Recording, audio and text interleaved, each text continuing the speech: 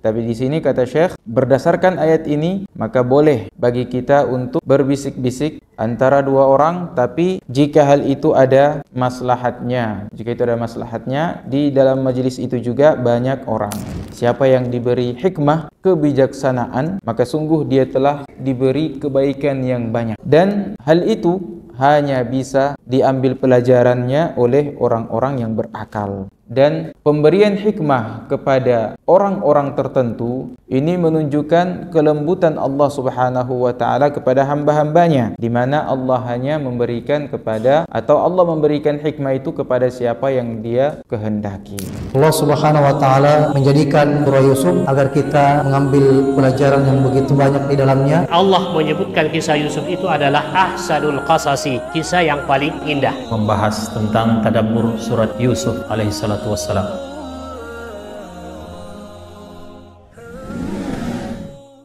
Dipersembahkan oleh, disponsori oleh. Semoga Anda dan keluarga bahagia serta sehat selalu. Bismillahi wassalatu wassalamu ala Rasulillah wa ala alihi wa sahbihi wa man walah. Thumma amma ba'du. Assalamu alaikum warahmatullahi ta'ala wabarakatuh.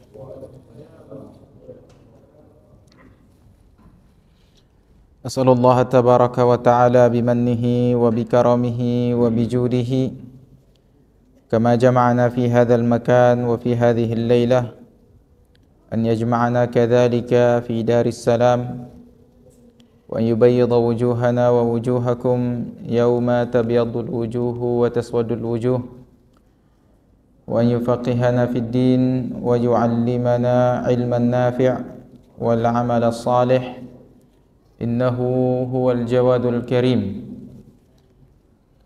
Kama as'aluhu subhanahu wa ta'ala an yaktuba lana mimman zafara bilailatil qadr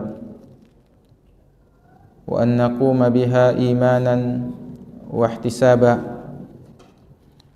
wa an ya'tiqa riqabana wa riqaba abaina wa ummahatina wa ajdadina wa jaddatina wa kulli man lahu fadlun alaina innahu huwal jawadul karim. Jamaah salat tarawih, asatidah dan ikhwah yang berbahagia, insyaallah kita akan melanjutkan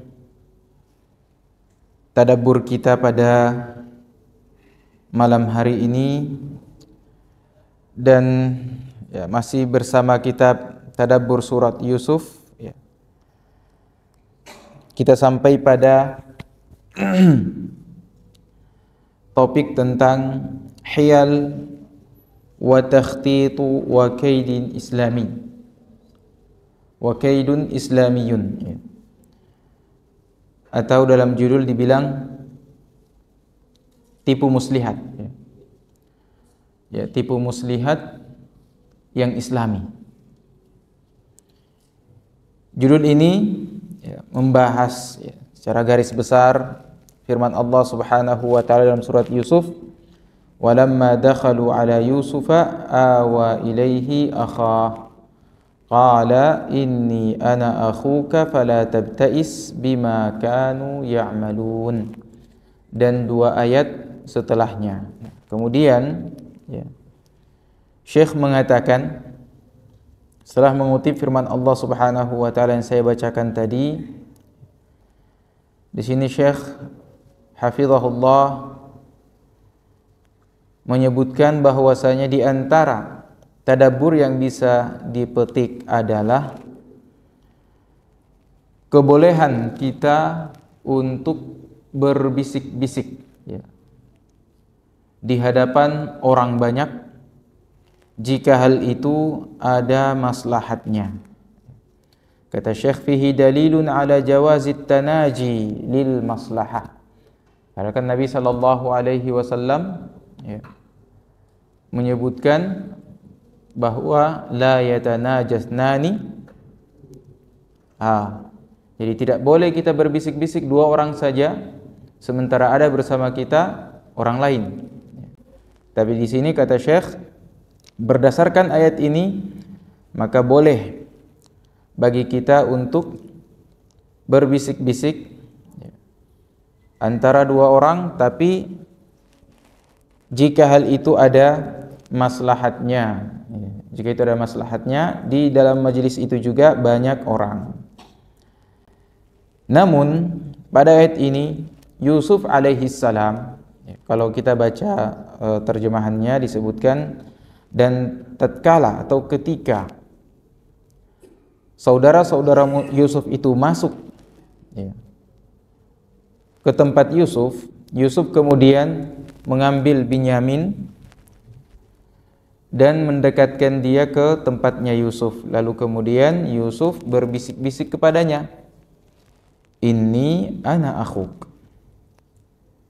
Jangan khawatir, fala tabtais. Jangan khawatir, saya ini saudaramu Yusuf. Jangan khawatir dan jangan putus asa terhadap apa yang telah mereka lakukan. Nah, Syekh menyebutkan bahwasanya Yusuf alaihi salam ingin menanamkan rasa ketenangan dalam hati saudaranya itu, bahwa apapun yang akan terjadi ke depan, jangan khawatir, ya saya saudaramu, saya akan menjagamu, menolongmu, bahkan ya akan membuat tipu daya agar Binyamin tetap tinggal bersama Yusuf alaihi salam. Dan ini kata Syekh, hikmahnya kita bisa melihat betapa lembutnya Yusuf alaihi salam dan bijaknya beliau. Dan ini juga memberi arti penting kepada kita, sikap bijaksana. Allah Subhanahu wa taala berfirman, "Wa man yu'tal hikmata faqad utiya khairan katsira wa ma yadhakkaru illa ulul albab." Siapa yang diberi hikmah, kebijaksanaan, maka sungguh dia telah diberi kebaikan yang banyak. Dan hal itu hanya bisa diambil pelajarannya oleh orang-orang yang berakal. Wa dzalika min fadlillahil latif bi'ibadihi yu'ti fadlahu man yasha. Dan pemberian hikmah kepada orang-orang tertentu ini menunjukkan kelembutan Allah Subhanahu wa taala kepada hamba-hambanya, di mana Allah hanya memberikan kepada, atau Allah memberikan hikmah itu kepada siapa yang Dia kehendaki. Allah taala berfirman, "Inna rabbi latifun lima yasha, innahu huwal alimul hakim." Sesungguhnya Allah Subhanahu wa taala, Rabbnya Yusuf alaihi salam, latifun, maha lembut, lima yasha, pada apa-apa yang Allah inginkan. Innahu huwal alim, sesungguhnya Allah Subhanahu wa taala itu maha mengetahui, al-hakim, juga maha bijaksana. Ini pelajaran pertama dari ayat tadi. Kemudian pelajaran kedua, disebutkan bahwasanya Yusuf alaihi salam adalah orang yang memenuhi janjinya. Pada kedatangan pertama, saudara-saudaranya itu diberi gandum, ya, diberi keinginan mereka, dan tidak ada mukabilnya. Bahkan barang-barang yang mereka ingin barterkan itu Yusuf kembalikan. Tapi Yusuf bilang, datang dengan saudara laki-laki dari bapakmu. Maka tatkala mereka datang dengan Binyamin, Yusuf langsung jahazahum bijahazihim, langsung menunaikan janjinya itu.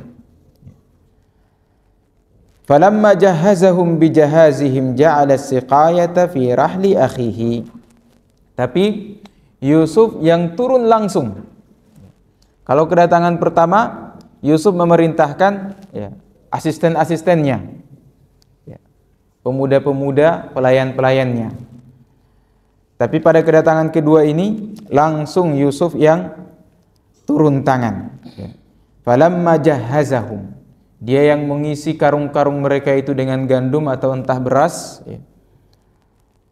Namun ada hilah di sana, ada tipu daya, di mana Yusuf meletakkan alat apa kita bilang untuk menakar itu, bukan timbangan tapi liter ya, liter. Itu dia simpan di karungnya Binyamin. Ini kan kalau dulu itu alat transportasinya onta. Jadi setiap orang itu diberi himlu ba'ir. Himlu ba'ir itu dibilang sekitar 60 sa'. Ya, 60 sa' itu sekitar 165 liter. 165 liter. Itu dibilang himlu ba'ir. Yang diangkat di atas punggungnya onta. Untuk onta bawa. Ya mungkin kita bilang karung goni ya. Karung goni ya. Di situ Nabi Yusuf alaihi salam meletakkan liter tadi atau takaran tadi di karungnya Binyamin. Setelah selesai ada yang menyeru ya. Wa yabdu annaha syai'un, iya, sudah kita jelaskan. Ini yang pertama. Yusuf ini yang kedua, pelajaran yang kedua bahwasanya Yusuf alaihi salam orang yang menepati janjinya. Orang yang menepati janjinya, sebagaimana saudara-saudaranya juga orang-orang yang menepati janjinya bisa menghadirkan Binyamin ke hadapan Yusuf alaihi salam. Pelajaran yang ketiga, di sini disebutkan bahwasanya Nabi Yusuf alaihi salam pada kedatangan pertama itu memerintahkan pelayan-pelayannya. Namun pada kedatangan kedua ini Nabi Yusuf alaihi salam yang langsung ya, menakar atau mengisi kantong-kantong mereka itu atau karung-karung mereka dengan beras atau dengan gandum tersebut. Hal ini dikarenakan ada hajat, ada keinginan yang disembunyikan, ada tipu muslihat itu. Kalau yang pertama tidak ada tipu muslihatnya. Dia memerintahkan anak-anak muda atau pelayan-pelayannya untuk mengisi kantong-kantong beras mereka. Berbeda dengan kedatangan kedua. Ya Allah Subhanahu wa taala mengatakan wa qala li fityanihi ja'alu bida'atahum fi rihalihim. Setelah dipenuhi semua karung-karung mereka, Yusuf memerintahkan untuk barang-barang yang mereka datang sebagai barter dikembalikan. Adapun pada kedatangan kedua Yusuf yang mengisinya sendiri. Kemudian pelajaran berikutnya bahwasanya Yusuf alaihi salam setelah selesai meletakkan takaran itu, dia kemudian memerintahkan junudnya, pasukannya yang ada di sekelilingnya untuk mencari tahu takaran yang hilang. Langsung diumumkan, ayyatuhal 'ir innakum lasariqun. 'Ir itu jamaah yang sedikit ya, belasan orang itu dibilang 'ir ya. Langsung mereka diseru. Disebutkan bahwasanya di sini para penyeru itu sangat yakin bahwasanya yang mengambil takaran Malik tadi, takarannya Yusuf, itu saudara-saudaranya itu atau 'ir yang hanya datang kala itu. Tidak ada selain mereka. Sehingga digunakan alif dan lam, ayyatuhal 'ir. Wahai orang-orang yang datang, yang jumlahnya belasan itu, 12 ya atau 11 itu. Innakum lasariqun. 12 orang ya. Innakum lasariqun. Kalian orang-orang yang telah mengambil takarannya Malik, ya, raja. Lalu namun di sini kata Syekh bahwasanya nanti akan nampak bagaimana kebijaksanaan Yusuf alaihi salam. Dan orang yang menyeru itu juga tidak langsung memvonis bahwa fulan yang mengambil, tapi dia hanya memvonis secara umum karena tidak ada rombongan yang datang selain mereka.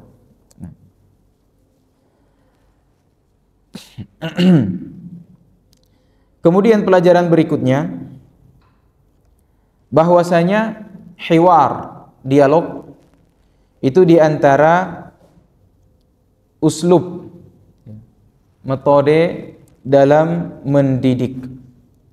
Bisa kita perhatikan di sini Yusuf alaihi salam memberi kesempatan kepada orang yang telah melakukan kesalahan atau kepada rombongan yang datang ini yang telah melakukan kesalahan dengan tipu daya Yusuf untuk mengevaluasi dirinya. Nah, itu bisa nampak dari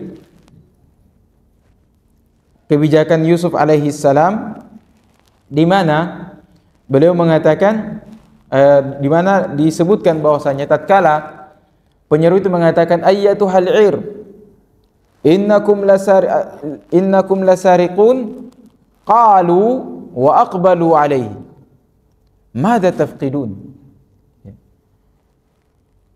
11 orang ini yang sudah mau beranjak pergi berbalik lagi dan bertanya dalam keheranan, madza tafqidun, apa kehilangannya, apa yang kalian merasa kehilangan, apa yang hilang dari kalian. Maka mereka mengatakan nafqidu suwa'al malik waliman jaa bihi himlu ba'ir, kami kehilangan takarannya raja. Siapa yang bisa mengembalikannya, dia akan mendapatkan satu karung gonilah sebagai hadiah. Wa ana bihi za'im, dan Yusuf sebagai jaminannya. Nah, di sini dilihat bahwasanya memberi kesempatan kepada orang yang berlaku salah untuk mengevaluasi dirinya itu uslub yang terbaik dalam mendidik daripada langsung menuduh. Nah, Syekh mengatakan, beliau sebutkan permisalan kalau sekiranya anak kita mengambil barang secara sembunyi-sembunyi, kemudian kita memaksa dia untuk mengaku dia yang mengambil, tapi dia akan mencari cara untuk mengatakan bahwasanya dia tidaklah atau dia bukanlah orang yang mengambil itu, sehingga dia terjatuh ke dalam dua kesalahan. Yang pertama telah mengambil, yang kedua berdusta. Berbeda kalau kita bilang barang saya ini hilang, siapa yang bisa mengembalikannya, dia akan mendapatkan begini hadiah. Maka pasti dia akan mengembalikannya, anak itu mengembalikannya dan akan menjelaskan alasannya mengapa dia mengambil. Dari sini kata Syekh, fayustahabbu fayastajibul ibn li talabi abihi wa rubbama lahu dafi' li iqdamihi ala mithli hadha tasarruf wa fi dhalika 'aunun lil ab ala isti'salil mushkilah min juduriha. Ini akan sangat membantu orang tua menyelesaikan masalah dan mencabutnya dari akarnya. Karena nanti anak itu akan jujur dan mengatakan saya ambil karena alasannya begini dan begitu, sehingga ditahu alasannya untuk apa. Baik. Pelajaran berikutnya bahwasanya hukum yang berlaku di negara Mesir, siapa yang mengambil barang, maka barang itu harus dikembalikan dan dihukum tanpa ditahan. Dihukum kemudian dibebaskan. Berbeda dengan syariatnya Bani Israel, Ya'qub. Mengambil suatu barang, maka selain barang itu dikembalikan, orangnya juga ditahan. Sehingga Yusuf alaihi salam setelah memulai mengambil atau memeriksa setiap karung yang ada, mulai dari saudara-saudaranya yang lain sampai kepada Yusuf, ya. Lalu Yusuf sampai kepada Binyamin. Lalu Yusuf bertanya, apa jazanya? Kan mereka mengatakan, ya ayyuhal aziz, kami datang ke Mesir ini bukan untuk melakukan satu kerusakan, wa ma kunna sariqin, dan kita bukan orang-orang yang mencuri. Lalu Yusuf mengatakan, fama jaza'u, apa balasannya jika nanti benar kalian yang mengambil? Mereka mengatakan, qalu jaza'uhu man wujida fi rahlihi fahuwa jaza'uhu. Hukumannya, siapa yang ditemukan takaran itu pada karungnya, maka dialah yang dihukum, dialah yang diambil dan ditahan, ya. Maka ya, di sini disebutkan bahwasanya hukum yang berlaku di Mesir berbeda dengan hukum yang berlaku di Palestina. Ya. Kalau seandainya Yusuf menggunakan hukum di Mesir, berarti Binyamin tetap dikembalikan. Tapi menggunakan hukum mereka sendiri, dan hukum itu diambil dari mereka. Mereka mengatakan demikian, jazauhu man wujida fi rahlihi fahuwa jazauhu. Maka dengan begitu bijaksananya Yusuf kemudian bisa menahan adiknya Binyamin itu. Nah, tapi sejak awal Yusuf telah mengatakan, innani ana akhuk fala tabtais. Jadi apa yang terjadi? Binyamin tidak komen. Binyamin diam-diam saja. Ya, biarkan itu diatur oleh Yusuf alaihi salam. Baik. Syekh menyebutkan bahwasanya ternyata tipu muslihat Yusuf alaihi salam itu tidak lepas dari campur tangan Allah Subhanahu wa taala. Fabada'a bi'awiyatihim. Kan tidak ditahu mana ini. Orang yang memeriksa juga tidak memulai dari Binyamin, tapi dari saudara-saudaranya. Semua sudah selesai, terakhirnya di Binyamin. Ternyata dikeluarkan tsumma stakhrajahu min wi'a'i akhihi. Nah, dikeluarkan dari karungnya Binyamin. Setelah itu Binyamin tidak komplain, tidak komen, tidak mengatakan saya tidak mengambilnya, tidak. Karena sejak awal sudah ditenangkan, tenang. Akhirnya Syekh menyebutkan bahwasanya as-sukutu qad la yakunu iqraran. Terkadang diam itu bukan berarti iya. Kalau di sini kan orang menghukumi, dia diam berarti dialah pelakunya. Tapi dalam surat Yusuf ini tidak. Dan juga Yusuf Binyamin diam dikarenakan ada maslahat di sana. Dia tahu bahwasanya ini adalah permainan kakaknya. Jadi kalau seandainya dia menjelaskan, mungkin akan terbongkar rahasia ini. Tapi dia hanya diam.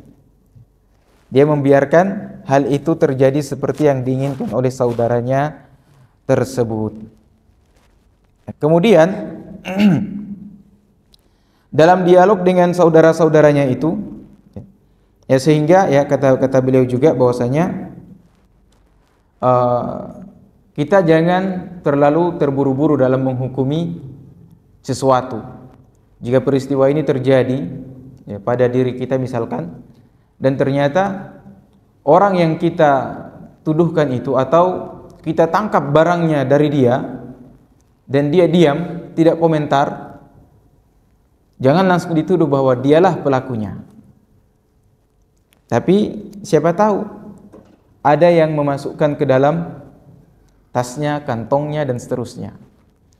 Sehingga diamnya dia itu entah karena dia bingung atau dia tidak percaya atau karena hal-hal yang lain. Wallahu ta'ala a'lam. Dan di antara pelajarannya juga Syekh menyebutkan ihkamul atifah biiqalil aql. Ketika hukum telah ditetapkan, maka seharusnya perasaan itu jangan dikedepankan. Hukum telah diputuskan, ya. Karena saudara-saudara Yusuf akan mengatakan, ya ayyuhal aziz, inna lahu aban syaikhan kabiran. Dia itu punya bapak yang sudah tua renta. Yusuf juga tahu, Yusuf juga rindu sama bapaknya, kasihan juga sama bapaknya. Ini perasaan.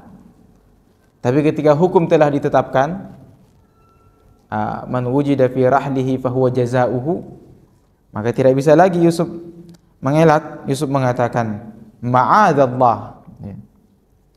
Tidak bisa seperti itu. Kita sudah tetapkan bahwa siapa yang mengambil, dia yang ditahan. Ma'adzallah an na'khudha illa man wajadna mata'ana indah. Kami tidak mengambil kecuali atau menahan kecuali orang yang kami temukan barang itu di karungnya. Karena saudara-saudaranya mengatakan, pilih salah satu dari kami, tapi jangan Benyamin itu, pulangkan dia, biar kami saja yang menggantikan dia. Tapi Yusuf tidak mau, dikarenakan hukum telah diputuskan. Nah, makanya di sini Syekh menyebutkan bahwasanya ya, ketika hukum telah dijatuhkan, maka perasaan harus dijauhkan. Tidak boleh lagi kita menggunakan perasaan. Dan perasaan ini harus diikat dengan akal. Dan akal itu harus tunduk kepada wahyu. Akal harus tunduk kepada wahyu. Taib. Dan di sini ketika Yusuf mengatakan, ma'adallahi an na'khudha illa man wajadana mata'ana indah, Yusuf tidak menggunakan kalimat ma'adallahi an na'khudha illa man sarak, tapi illa man wajadana mata'ana indah. Kami tidak menahan seseorang kecuali dia yang kami dapati takaran itu di karungnya. Yusuf tidak mengatakan yang mencuri itu yang kami tangkap atau yang kami tahan, karena pelakunya Yusuf dan Benyamin sama sekali tidak tahu menahu. Sehingga kata sarik atau pencuri itu tidak pantas disandingkan kepada Benyamin. Sehingga Yusuf hanya menjelaskan waqi'nya, kenyataannya, bahwa orang yang ditahan itu yang ditemukan takaran di karungnya. Nah, ini juga bentuk kebijaksanaan Yusuf alaihi salam dalam memilih kata sehingga tidak menyakiti hati saudara-saudaranya itu. Meskipun nanti akan ada balasan dari saudara-saudaranya itu yang menyakiti hati Yusuf alaihi salam. Syekh menyebutkan masih dari ayat yang tadi, ma'adzallah. Syekh menyebutkan bahwasanya di antara kesalahan dan kezaliman ketika kita menghukumi atau kita menangkap, menahan, atau bahkan memberikan ancaman hukuman bahkan lebih dari itu kepada orang yang tidak bersalah karena kesalahan orang lain, yang ternyata orang lain ini ada hubungan kekeluargaan, kekerabatan dengan orang yang kita tangkap itu. Jadi misalkan ada yang melakukan kesalahan, mencuri misalkan, karena kita tidak dapat orangnya, kita pergi tangkap bapaknya, atau tangkap adiknya, atau tangkap saudara-saudaranya, atau bahkan kita penjarakan padahal dia sama sekali bukan pelakunya. Kata Syekh, termasuk kezaliman. Dan Syekh juga menyebutkan bahwasanya ini yang terjadi sejak zaman Nabi SAW dan terjadi pada setiap zaman, di mana dahulu pada awal-awal permulaan dakwah Nabi SAW itu kaum Quraisy sempat menghukumi Bani Hashim, mendepak mereka di lembah Bani Hashim selama 3 tahun. Tidak ada transaksi jual beli dengan mereka, tidak ada pernikahan dengan mereka. Padahal mereka tidak bersalah, hanya karena mereka Bani Hashim dan Muhammad alaihi salam dari Bani Hashim. Itu yang terjadi. Dan beliau menyebutkan di zaman kita ini juga bangsa Yahudi yang menghancurkan rumah-rumah kaum atau rumah-rumah orang Palestina dengan alasan salah satu keluarganya itu mujahidin. Jadi rumahnya diratakan dengan alasan ingin mencari Hamas dan seterusnya, diratakan. Nah, ini bentuk kezaliman.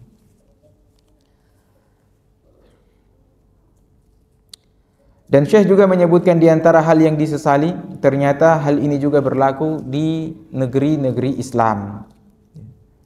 Di negeri-negeri Islam juga ini dipraktekkan. Kemudian di antara pelajarannya, Syekh menyebutkan bahwasanya anak kalimat dari ayat ini, narfa'u darajatin man nasha. Narfa'u darajatin man nasha. Lalu Syekh menyebutkan bahwasanya ditinggikan derajat seseorang itu dengan ilmu. Narfa'u darajatin man nasha, dengan ilmu. Di sini kita lihat betapa cerdiknya Yusuf, betapa piawainya beliau dalam menjalankan tipu muslihat beliau. Ini tipu muslihat yang Islami, ya. Ini yang Islami. Karena keilmuan mereka, karena keilmuan dia, maka Allah mengatakan narfa'u darajatin man nasha. Dan ini juga di antara tadbirnya Allah Subhanahu wa ta'ala. Kemudian rif'atud darajah selain dengan ilmu juga dengan pangkat. Juga dengan pangkat. Ya, ketika Yusuf alaihissalam mengambil adiknya Binyamin dan memposisikan dia di tempatnya. Ini rif'atud darajah, narfa'ud darajatin man nasha. Kemudian kalimat narfa'u, ini disebutkan bahwasanya Allah Subhanahu wa ta'ala menyebutkan kalimat narfa'u dengan sighah mudhari', yang berarti ketinggian derajat itu bisa didapatkan sekarang dan akan datang. Dan ini merupakan sunnatullah yang berlaku pada auliyanya, kepada aulia Allah Subhanahu wa ta'ala ila yaumiddin. Siapa yang bertamasuk dengan agama, mengamalkannya sesuai sunnah, maka dia orang yang ditinggikan derajatnya. Kemudian itu anak kalimat yang pertama. Anak kalimat yang kedua juga dalam ayat ini, wa fauqa kulli dzi ilmin alim. Fauqa kulli dzi ilmin alim. Nah, ayat ini seharusnya menyadarkan kita, siapapun kita, bahwa apapun ilmu yang kita dapatkan, sepintar apapun kita, bahkan kaum muslimin semuanya sepakat bahwasanya kita adalah orang yang paling pintar misalkan, maka ternyata di atas kita ada Allah Subhanahu wa ta'ala yang lebih berilmu, yang lebih berilmu. Wa fawqa kulli dhi ilmin alim, huwa Allah Subhanahu wa ta'ala. Kemudian di antara keutamaannya juga atau tadaburnya, Syekh menyebutkan keutamaan ilmu, dan dia adalah keutamaannya, dan ilmu itu lebih utama daripada penampilan zahir. Yusuf alaihissalam disepakati orang yang paling ganteng, diberi sepertiga kegantengan Bani Adam daripada Yusuf. Sangat apa kita bilang, tampan lah. Setampan-tampannya orang sekarang, tidak ada wanita yang potong jarinya dan mengatakan hadza malakun karim. Ini malaikat, ini bukan manusia. Tapi Yusuf alaihissalam ternyata selain diberi ketampanan itu, Yusuf juga diberi ilmu, dan dia ditinggikan derajatnya dengan ilmu. Karena lewat ketampanan dia melewati berbagai macam ujian. Masuk penjara karena ujiannya dengan Imra'atul Aziz, ya. Dirayu karena tidak mau, kemudian tersebar berita istri-istri pejabat diundang datang ke istana, Yusuf disuruh tampil, ya. Semuanya tercengang. Setelahnya masuk penjara. Tapi ketika dalam penjara nampak keilmuannya, menakwilkan mimpi. Karena kepandaiannya menakwilkan mimpi inilah menjadikan dia Aziz Misr. Bukan karena ketampanannya. Kalau ketampanannya ya akan menjadi fitnah saja. Tapi karena ilmunya. Kemudian Allah Subhanahu wa taala menyebutkan, kadzalika kidna li Yusuf. Dan inilah tipu daya Allah Subhanahu wa taala untuk Yusuf. Cara-cara yang Yusuf alaihi salam lakukan itu ternyata adalah tipu daya Allah Subhanahu wa taala kepada Nabi Yusuf alaihi salam hingga bisa tercapai apa yang menjadi mimpi beliau di awal dari surat Yusuf ini. Nah, kemudian Syekh menyebutkan bahwasanya Yusuf alaihi salam melewati cobaan yang begitu banyak yang telah Allah Subhanahu wa taala sebutkan, ya. Mulai dari la taqsus ru'yaka ala ikhwatika fayakidu laka kaida. Ini tipu daya yang pertama. Kemudian yang kedua, ketika diketahui bahwasanya kemeja dari Yusuf alaihissalam itu robek bagian belakangnya, ini juga tipu daya. Kadzalika kidna innahu min kaidikunna inna kaidakunna azim. Kemudian ketika di penjara atau ketika istri-istri pejabat itu datang dan terjadi apa yang terjadi sehingga Yusuf meminta kepada Allah Subhanahu wa taala untuk dimasukkan ke penjara saja. Nah, akhirnya dikabulkan oleh Allah Subhanahu wa taala. Ini juga ya tipu daya Allah Subhanahu wa taala kepada Yusuf alaihi salam.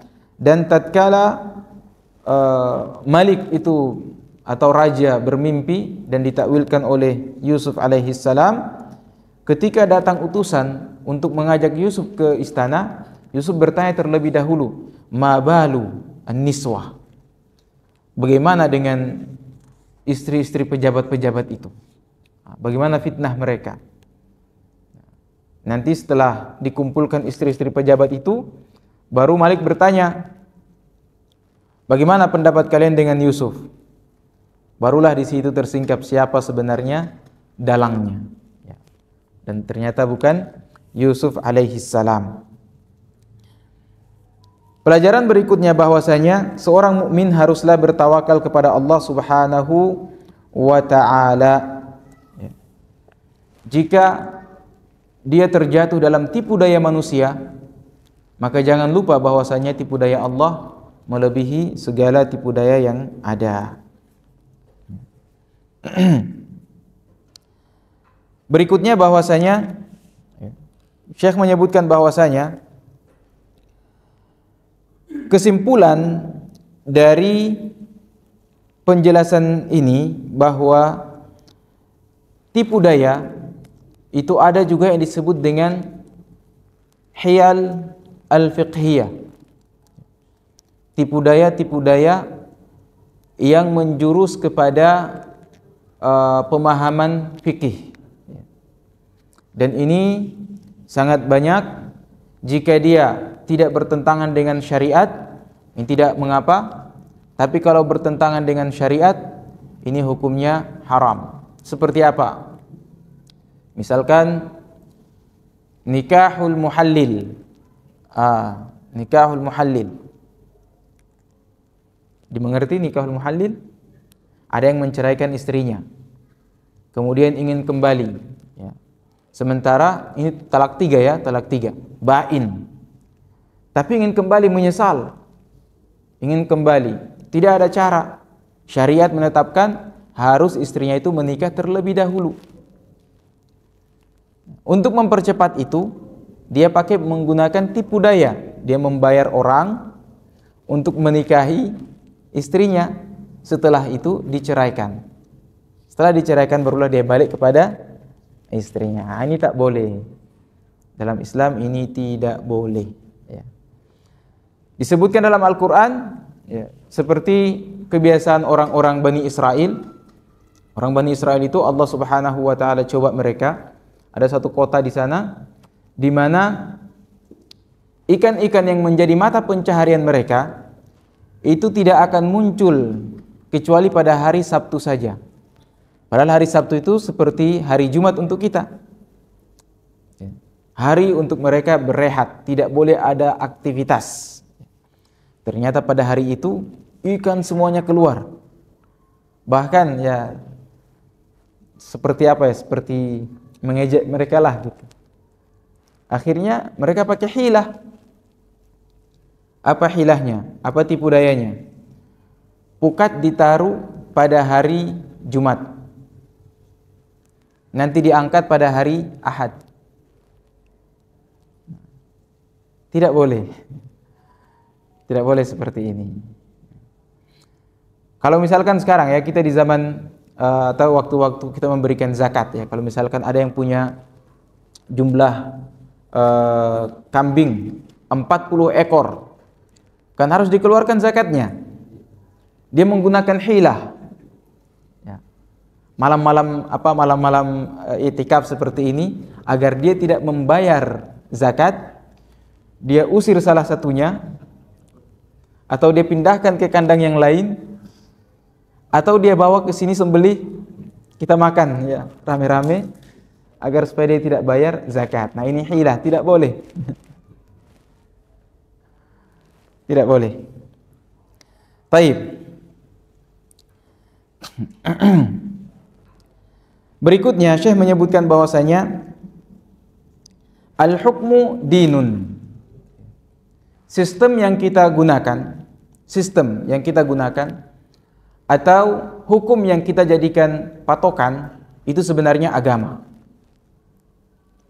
Di sini Allah Subhanahu wa taala menyebutkan bahwasanya Nabi Yusuf alaihi salam mengambil Binyamin fi dinil malik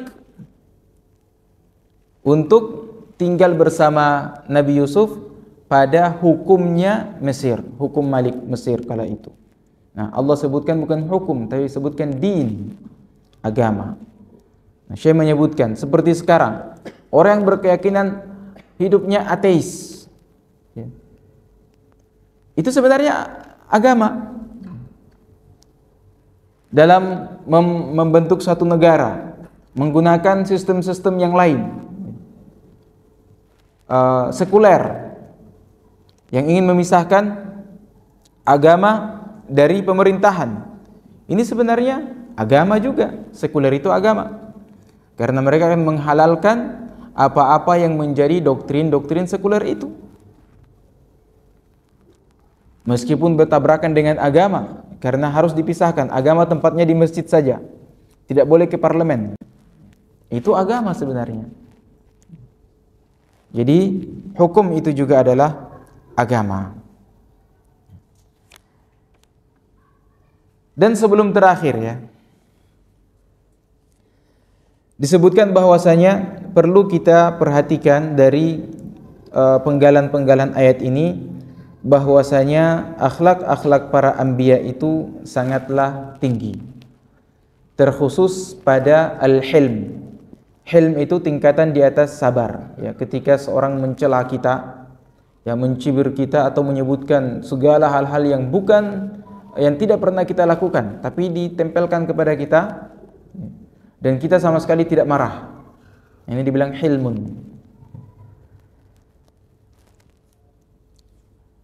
Minad durus at-tanbih ala syai'in min akhlaqil anbiya as-samiyah, yaitu akhlak anbiya yang tinggi ini, yang mulia ini, agar kita bisa mengikuti atau bisa menghias diri dengannya. Allah Subhanahu wa taala berfirman, ulaikal ladzina hadallah fabihudahu muqtadih. Mereka para anbiya itu adalah orang-orang yang diberi hidayah oleh Allah Subhanahu wa taala, maka petunjuk mereka itu ikutilah. Qul la as'alukum alaihi ajran in huwa illa dzikra lil alamin. Katakanlah kepada mereka, ya Muhammad, aku tidak meminta ganjaran, pahala atau upah dari apa yang aku dakwakan ini.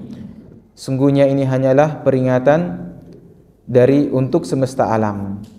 Nabi Yusuf alaihi salam ketika mengambil adiknya itu Binyamin, menahan dia, dan terjadi usaha dari saudara-saudaranya itu untuk mengembalikan Binyamin, Nabi Yusuf tetap bersikukuh dengan hukum yang telah mereka sepakati.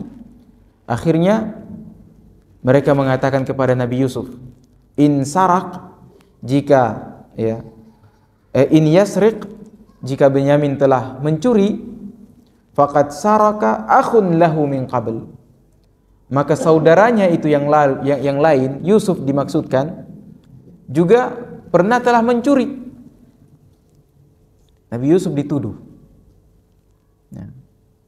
Karena mereka sudah kesal dengan Nabi Yusuf dan mereka tidak tahu bahwasanya itu adalah Nabi Yusuf, mereka mengatakan in yasriq faqad saraka akhun lahu min qabl. Mereka menuduh Yusuf, dan Yusuf sama sekali tidak menampakkan kemarahannya. Dia cuman mengatakan dalam hatinya. Fa asarraha Yusuf fi nafsihi wa lam yubdiha lahum antum syarrum makana. Yusuf tidak menampakkan itu kepada mereka, tidak membantah mereka, cuman dalam hati Yusuf mengatakan antum syarrum makana. Kalian ini lebih jelek lagi, lebih buruk daripada saya dan adik saya ini. Masya Allah.